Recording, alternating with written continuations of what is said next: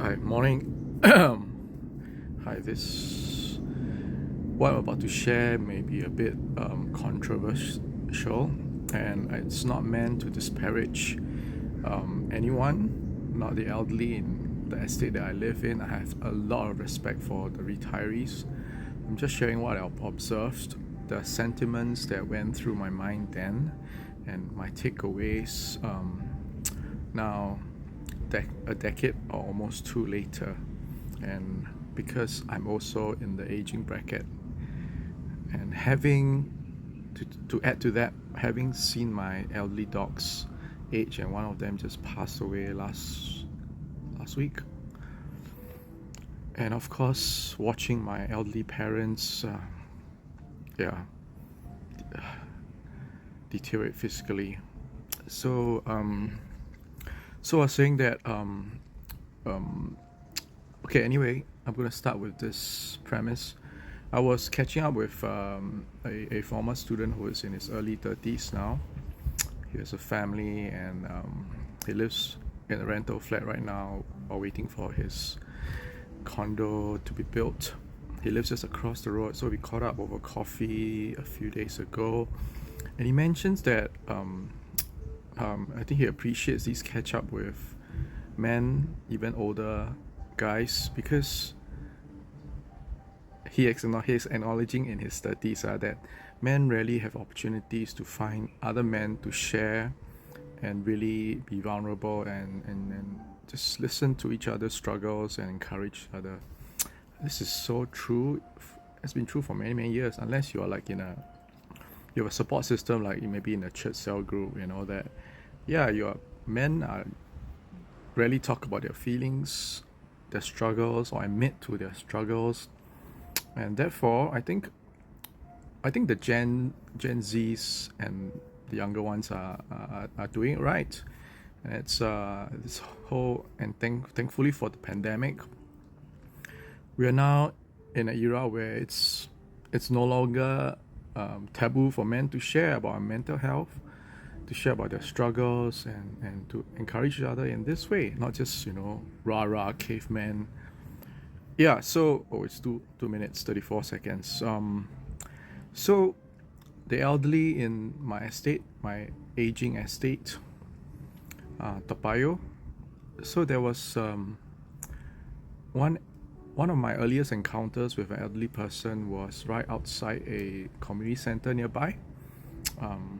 And so I was just looking around this community center, and I saw this lady, this elderly lady. Of course, she's dressed in the usual pajamas, shirt and pants kind of attire, and their floral design, Chinese. She was basically looking around, wielding a very worried countenance.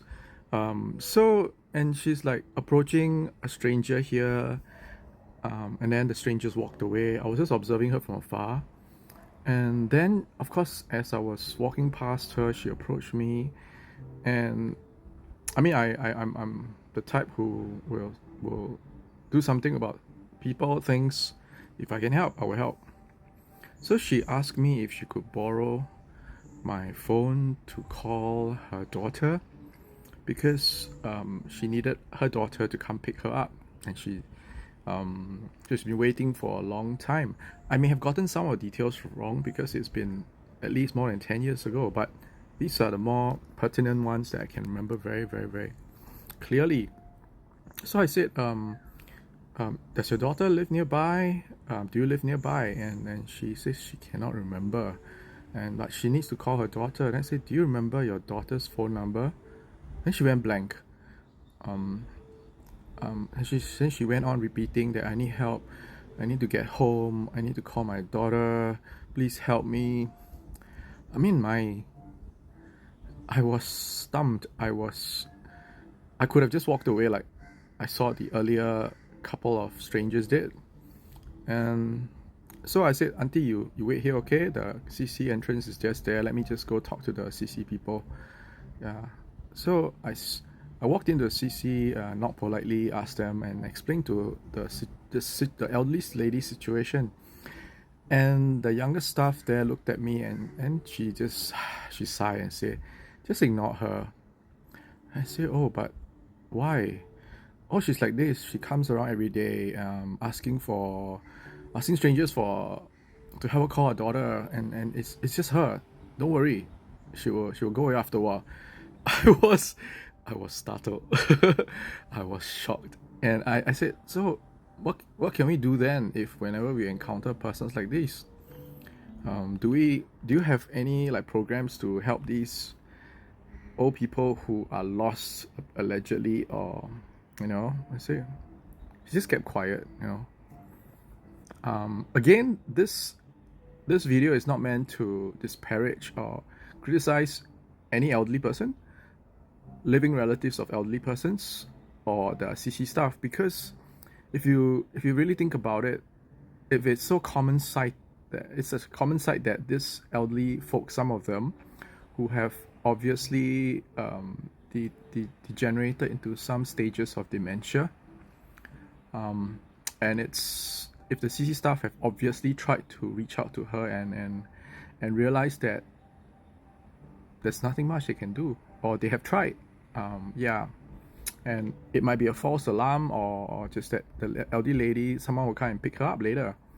And so my takeaway is this: wow, remember this was my first few months in the elderly estate of Toa Payoh, and so this is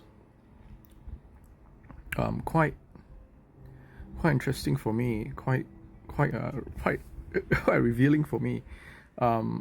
That it's so commonplace to see elderly people who have dementia and they're just walking around.